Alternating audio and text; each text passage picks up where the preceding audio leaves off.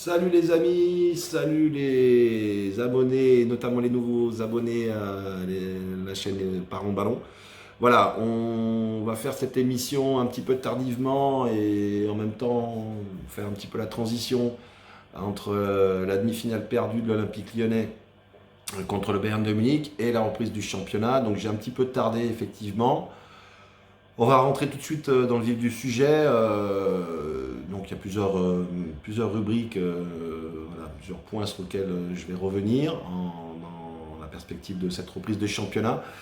Euh, Tout d'abord, j'ai pas fait de débrief effectivement juste après la demi-finale parce que j'étais quand même assez en colère sur un certain nombre de choses. Je vais vous expliquer. Bon, par contre, il faut quand même noter effectivement le parcours magnifique des garçons, parce qu'on parlera aussi des filles tout à l'heure, qui sont encore en course, elles. Défait en demi-finale de la Ligue des Champions 3-0, le même score que le match retour à Gerland il y a 10 ans contre le Bayern de Munich. Voilà, c'était la plus belle épopée depuis 10 ans. Bon, certes, il y avait l'épopée aussi en demi-finale d'Europa League il y a quelques années, mais bon, ça n'a pas la même saveur avec la Ligue des Champions. Que dire, faire le bilan un peu de ce Final 8 d'un point de vue lyonnais, c'est qu'on a quand même réussi à installer quelque chose sur le plan tactique et sur le plan mental pour mettre en valeur un certain nombre de joueurs. Tout le monde n'a pas été complètement à la hauteur, mais bon, ça pouvait s'expliquer aussi. Il y a quand même un sentiment de fierté, bien évidemment, qui domine. Mais bon, à la fois une frustration puisque on va pas pouvoir retrouver la Coupe d'Europe l'année prochaine a priori, à moins si on y décerne une wild card pour l'ensemble de notre œuvre depuis plus de 20 ans maintenant pour le football français, puisqu'on est le club qui a rapporté le plus de points UEFA devant le PSG ces 20 dernières années. Donc peut-être que une réflexion est à mener et peut-être que l'UEFA aussi a envie de voir l'Olympique Lyonnais en Coupe d'Europe. Bon, je sais pas, une wild card, ça existe dans certains sports, donc on peut suggérer simplement l'idée. Bon, je ne vais pas revenir trop sur la tactique, sur les notions techniques et sur la tactique un petit peu, oui, mais sur enfin, le débrief de ce match contre le Bayern. Moi, la seule chose que je peux noter, c'est que j'avais fait quelques préconisations. Oui, oui, c'était le lac de Saint-Martial derrière, c'était pas l'aquarium avec les poissons. J'avais fait cette vidéo, le débrief de City, où j'ai essayé d'expliquer un peu, aussi dans des posts, après analyse du match du Bayern, qu'il fallait surtout pas les laisser jouer. Or, c'est un petit peu ça qui s'est passé. On est resté quand même beaucoup derrière. On a essayé d'opérer par contre. On a eu quelques occasions au début de match. On ne les a pas concrétisées. On a pris 2 buts. Après le changement tactique à la mi-temps, j'ai pas trop compris l'entrée de Mendes à la place de Guimaraes. Parce qu'il me semblait qu'à 2-0, il aurait peut-être fallu sortir un central, un défenseur central pour fournir le milieu de terrain et essayer de contrecarrer ce Bayern en gagnant la bataille du milieu de terrain, parce qu'en les laissant jouer, c'était forcé qu'on prenne des buts. C'est d'ailleurs ce qui est arrivé au Paris Saint-Germain. Voilà, opérer en contre cette équipe n'est pas la meilleure solution. Mais bon, ça on l'a dit, on l'a expliqué, on a essayé de le justifier aussi, avec quelques arguments me semble-t-il. Notamment le fait que sur les 8 buts qu'avait marqué le Barça contre le Bayern, tous les buts étaient sur des attaques placées ou à l'issue de récupération sur pressing haut. Donc effectivement, c'était quand même un petit peu prévisible ce qui nous est arrivé. Bon, malgré tout, la deuxième mi-temps avait été plus ou moins correcte. On a vu d'ailleurs à un moment donné une des occasions qu'on a en fin de match sur une incursion de Marcelo qui monte un peu au milieu et puis qui ensuite déclenche à 2-0 encore cette action avec René Delaïde et finalement on ne marque pas. Voilà, je ne veux pas noter spécialement les performances des uns et des autres parce que c'est déjà un petit peu loin et puis j'ai pas envie de tailler pour le principe de tailler. Même si je sais que dans pas mal de débriefs ou d'émissions, il faut monter un peu en pression pour avoir des likes parce que les gens ils aiment bien les énervements, mais là je vais essayer de rester tranquille. Enfin, ouais, on va y arriver, on va y arriver. Bon voilà, sur le match, que dire, on a quand même Voilà, je pense que le Bayern a joué un peu avec nous sur le plan psychologique. Ce qu'on avait réussi à faire avec City, c'est-à-dire déstabiliser leur organisation, leur réflexion. Guardiola qui avait changé un peu ses plans. Et ben là, nous, on n'a pas réussi à le faire. Donc Rudy, beaucoup de bons points quand même pour lui. Une progression régulière tout au long de l'année, mais il va falloir aussi maintenant aborder les choses un peu différemment pour le championnat. Et ce système 3-5-2 le faire évoluer, donc ce que j'expliquais un petit peu, peut-être faire monter un central un peu plus régulièrement dans l'axe pour fournir le milieu de terrain, moins s'affoler, parce que voilà, on essaie de jouer en contre-attaque, mais alors qu'il fallait parfois faire tourner la balle, me semble-t-il, pour faire courir et défendre le Bayern. C'est la seule manière, à mon sens, de pouvoir les contrecarrer. Mais bon, ce n'est que mon point de vue. Voilà, on verra si un jour on les rencontre, parce qu'en tout cas, eux, ils ont été fidèles à leur tradition. Alors peut-être pas tout à fait, parce qu'ils ont beaucoup évolué. Ils ont un jeu qui ressemble beaucoup au celui du Barça. D'ailleurs, ils ont corrigé le Barça très sévèrement et sans véritable big star, avec un vrai collectif, avec une vraie philosophie de jeu. Voilà, il faut aussi que nous, on travaille pour définir un peu plus précisément ce qu'on veut faire sur le terrain. Mais voilà, on est un peu sur le bon chemin. Voilà, le seul regret, bien évidemment, c'est d'être pas être qualifié en Coupe d'Europe. Mais c'est vrai qu'on avait entendu aussi beaucoup d'âneries de la part d'un certain nombre de journalistes en disant que si on était passé contre la Juve et contre City, c'était peut-être parce qu'on était plus frais que les autres équipes qui avaient repris, elles, leur championnat. Je pense que c'est d'ailleurs, ça avait été repris par le président Las qui avait dit que c'était absolument pas un argument et il avait bien raison parce que sur la fin de compétition, ça a peut-être été plus dur pour nous quand vous reprenez comme ça avec quelques matchs de préparation sur les premiers, deuxièmes matchs, voilà. Mais après, peut-être la différence physique, elle était là. Contre le Bayern, la possession, elle était largement pour les Allemands. Mais bon, je pense que c'était délibérément une tactique de les laisser jouer et d'opérer en contre. PSG essaie de faire la même chose et ils se sont plantés. Donc, d'ailleurs, je crois qu'au niveau de la possession, le match contre le PSG et le match contre l'OL, pour le Bayern, c'est à peu près la même, sauf que contre nous, ils ont marqué plus tôt. Voilà. Bon, on n'a pas forcément eu la bonne réaction. Voilà. Et ce qui m'a mis beaucoup en colère, c'est encore à 20 minutes de la fin, quand je vois cette défense alignée à 5. Voilà, je me dis qu'on n'avait absolument plus rien à perdre et qu'il aurait peut-être fallu essayer de tenter un petit peu autre chose. Mais le problème, c'est que a-t-on pu travailler avec cet arrêt de la Ligue 1 une configuration en étant mené, parce que c'est ce qui nous est arrivé contre le PSG de la Ligue, contre la Juventus, voire même contre Manchester City, on n'a jamais été mené. Et la grosse crainte, c'est effectivement de se retrouver dans cette hypothèse, dans cette situation. C'est ce qui est arrivé et c'est vrai que si on avait pu travailler toute une fin de championnat sur cette façon de pouvoir gérer ce système et son animation et ses hybridations, voilà, avec des cornets qui montaient un petit peu, mais d'autres choses également pour pouvoir justement reprendre un petit peu le cours du jeu et de renverser la situation en étant mené, ben, on n'a pas eu le temps de le travailler puisque le championnat était arrêté. Donc voilà, les conséquences ont quand même été aussi, non seulement sur le plan financier, mais aussi sur le plan sportif, euh, très, très dommageable pour nous. Pour le PSG aussi, je pense, parce que ils ont été un peu naïfs. Mais bon, à la limite, ça, c'est pas trop mon affaire. Par contre, je parlerai plus au niveau parisien de toute la presse. C'est vrai que j'avais fait quelques interventions, notamment sur RTL. Bon, ils ne m'ont pas rappelé, parce que moi, c'est vrai que j'avais pronostiqué une finale PSG-LOL ou LPG. Mais bon, j'aurais quand même bien aimé avoir cette configuration PSG-OL pour voir un petit peu comment les uns et les autres se seraient positionnés. Et je pense qu'on aurait eu la confirmation, effectivement, que majoritairement, sur la plupart des chaînes télé, même si on nous a mis le match avec Grégoire Margoton et Bixen Telzaraz, Bordelais, on s'en souvient, quelques souvenirs du quart de finale Val-Bordeaux, de ses commentaires, mais bon, là il y avait Grégoire qui est un Lyonnais. Voilà, mais bon, j'aurais bien aimé voir quand même la finale, parce qu'on nous parlait de PSG, Roten avec Dimeco, et puis finalement, mais si ça avait été l'OL-PSG, comment on aurait fait hein, voilà. Bon, et puis toute cette, on va dire, je pense que majoritairement les gens auraient préféré perdre contre le Bayern plutôt que prendre le risque de subir une défaite contre l'Olympique Lyonnais pour le PSG, ça aurait été absolument dramatique. Donc je pense que la plupart des suiveurs, des journalistes, n'étaient pas forcément vraiment pour l'OL. Alors si, ils pouvaient considérer qu'on était un peu faible et qu'on aurait peut-être plus facilement gagné contre nous. Bon, voilà, j'ai pas senti. Bon, dans les supporters, bon, moi j'étais neutre en fait pour la finale contre Paris Saint-Germain.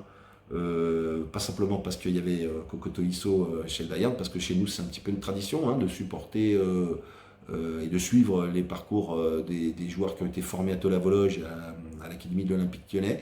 Et voilà, on a toujours un petit cœur qui bat rouge et bleu quand les joueurs, les jeunes de Lyon, que ce soit avec Karim le Real, ou Sam avec Barça, ou Coco bien sûr avec le Bayern, et bien d'autres joueurs quand ils voilà, s'expriment dans des grands clubs européens.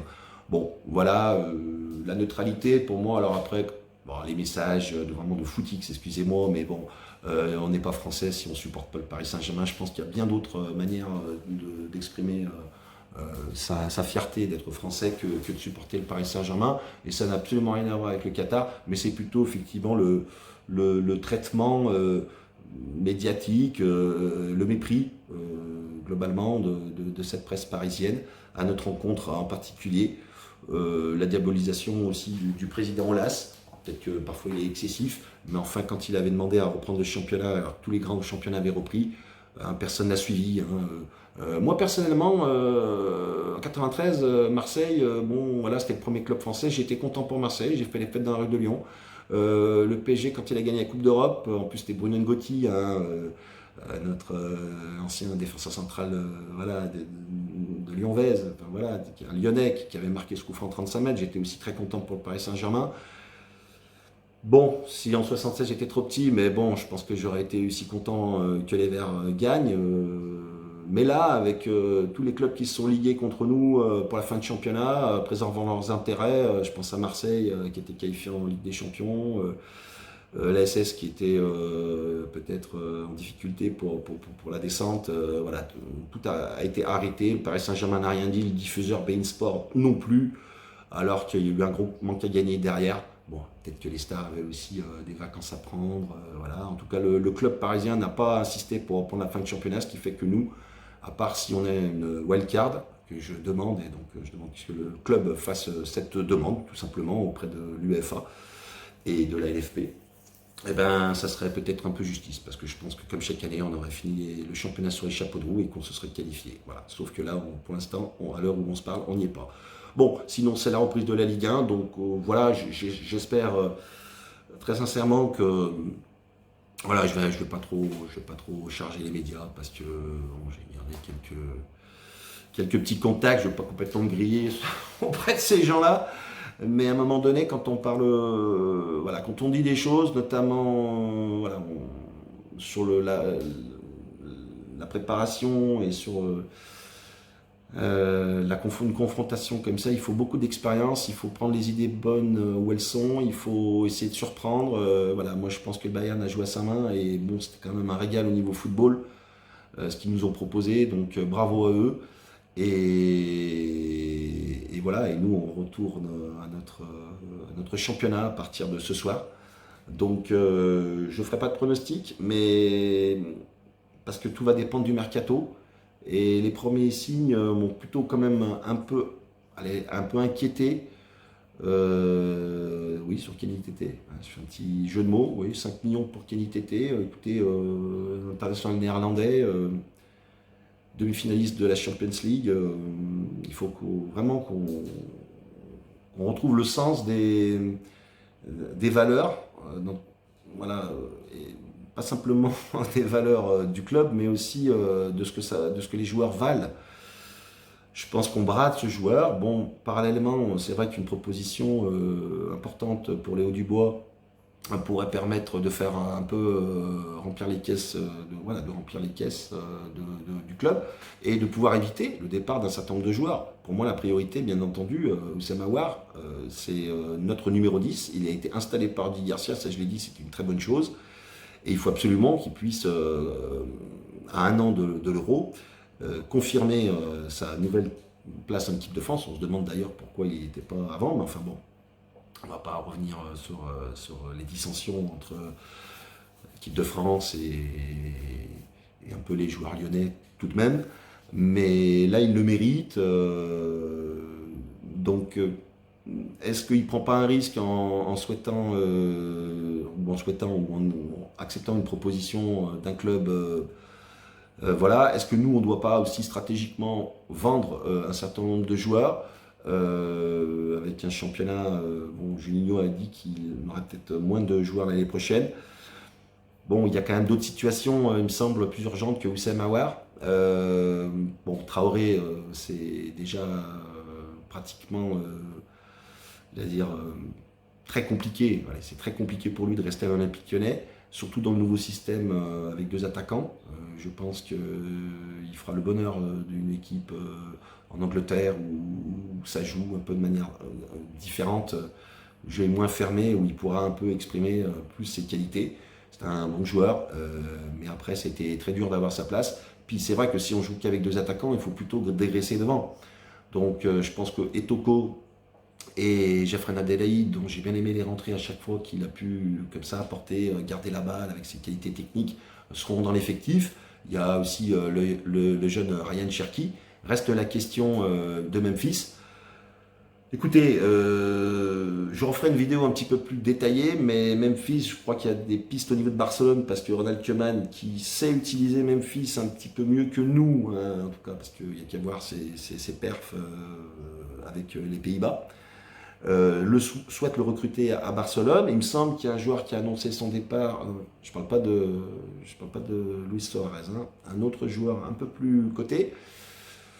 Il faut réfléchir. Il y a Samu Umtiti aussi qui souhaiterait, enfin que le Real souhaite, le Barça souhaite libérer, enfin en tout cas vendre. Donc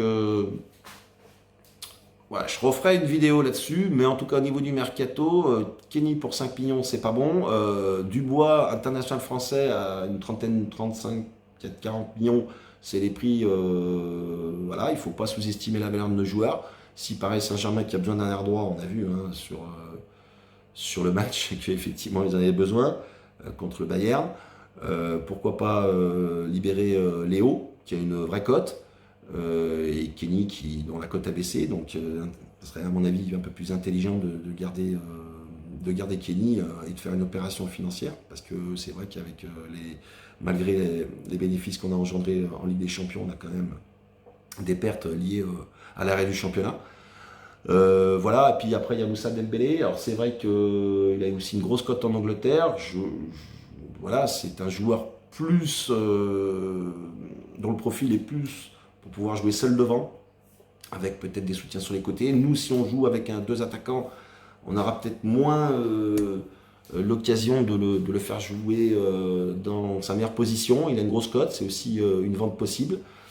Bon, Memphis, c'est sa dernière année de contrat, donc c'est sûr que s'il ne prolonge pas, il va falloir qu'il nous la fasse comme Fred ou comme Bafétimbi Gomis, qui avait attendu la fin du contrat pour pouvoir partir gratuitement. Il faudra aussi qu'il parte, voir un peu avec Barcelone, tout ce chantier-là. Mais la priorité pour moi, c'est de garder Houssem Aouar comme numéro 10, qu'il ait le numéro 10 déjà dans le dos et puis qu'il puisse jouer numéro 10. Voilà. Et même pour lui, pour sa carrière, parce que moi ce que je crains, c'est qu'il parte dans un grand club et que, comme ce qui est arrivé à Karim Benzema, rappelez-vous, parti sans doute un tout petit peu trop tôt de l'Olympique Lyonnais, en 2010, il n'avait pas été à la Coupe du Monde, Raymond Domenech ne l'avait pas pris, malgré qu'il avait fait une première saison correcte au Real. Il avait pris Gignac, il avait pris Nelka, on a vu le résultat. Bon, donc voilà mon petit conseil pour Houssem. À 22 ans, je pense que voilà, il a tout l'avenir devant lui et à l'Olympique Lyonnais pour surtout remporter quoi, parce que c'est quoi l'objectif, c'est d'être champion de France. Faut être honnête. Nous, à un moment donné, il y a de la frustration. Moi, je vous rappellerai juste que l'année où on avait été qualifié en Coupe d'Europe, parce que depuis ces 20 dernières années, on était qualifié, mais qu'on s'était planté au barrage durant l'été. Donc, on n'avait pas joué de Coupe d'Europe la saison, je ne sais plus exactement, il y a quelques années.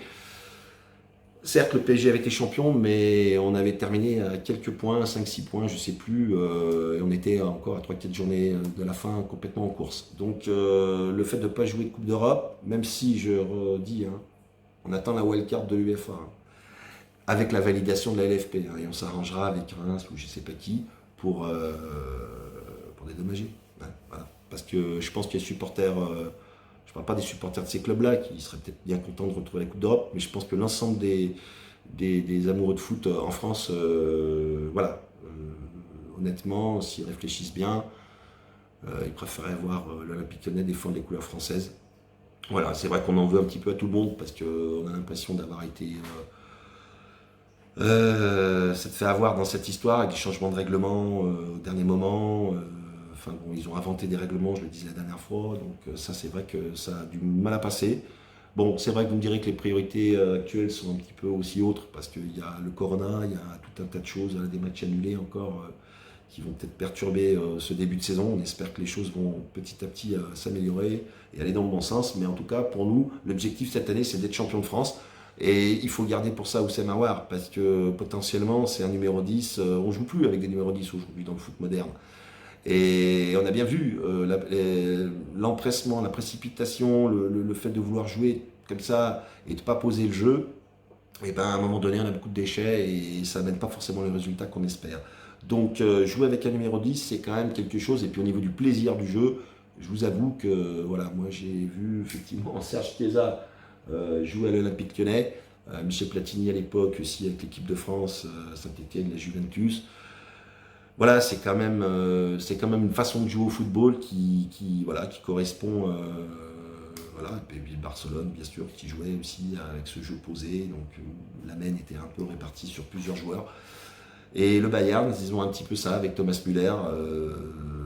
Donc à un moment donné, si on veut faire du foot, il faut aussi avoir des intentions de jeu qui correspondent à ce qu'on dit en termes d'objectifs. C'est d'être champion, c'est bien, mais si tu veux jouer en contre-attaque tout le match, d'autant qu'en Ligue 1, ça va être compliqué parce que les équipes elles bétonnent derrière, donc il va bien falloir revoir un peu les choses. Voilà, et si c'est pour en revenir au système de Genesio avec les ailiers croisés, on arrête tout de suite parce qu'à un moment donné, ça n'a pas fonctionné. Et ça, depuis des années que voilà, ça.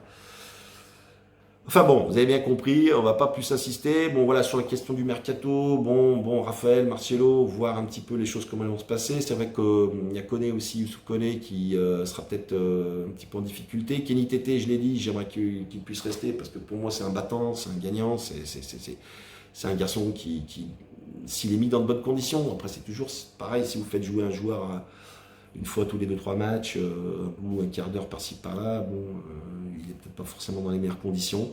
Voilà, mais bon, on a de Maxence Cacré au milieu de terrain, qui est là pour assurer la relève. Bruno Guimaraes, je pense que ça peut vraiment faire quelque chose de très impressionnant. Sans doute besoin de recruter au milieu. Je ne parlerai pas trop des arrivées. Moi, je dis que pour l'instant, pour se renforcer, il ne faut pas voilà, que un certain nombre de joueurs quittent le club. On verra ensuite les jeunes qui ont l'air de Melvin Barr, donc Ryan Cherky bien sûr, qui a failli marquer, réduire le score contre le Bayern, ça s'est pas joué à grand chose. Dommage Ryan, mais l'avenir est aussi devant toi pour la suite avec l'OL.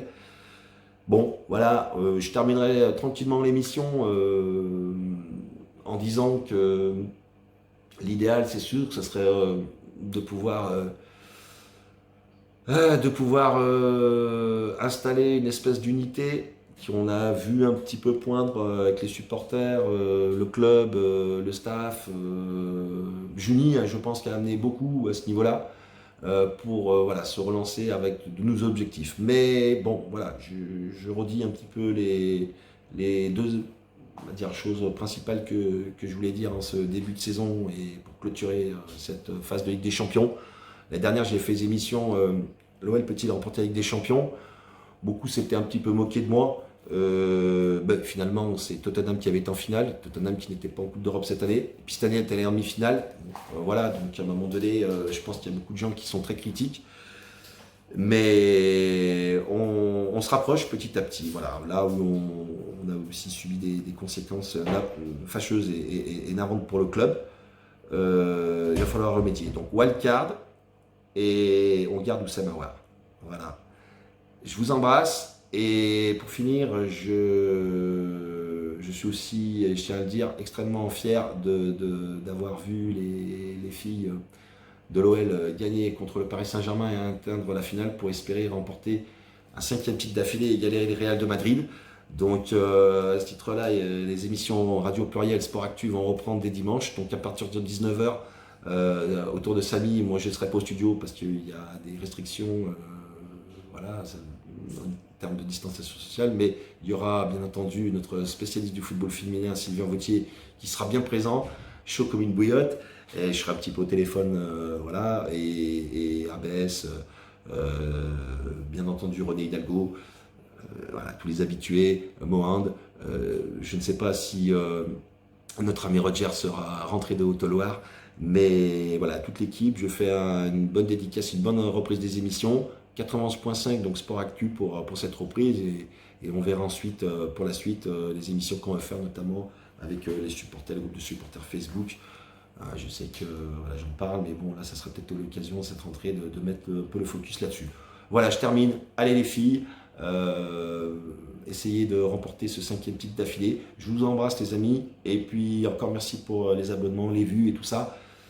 Et puis à la prochaine. Ciao.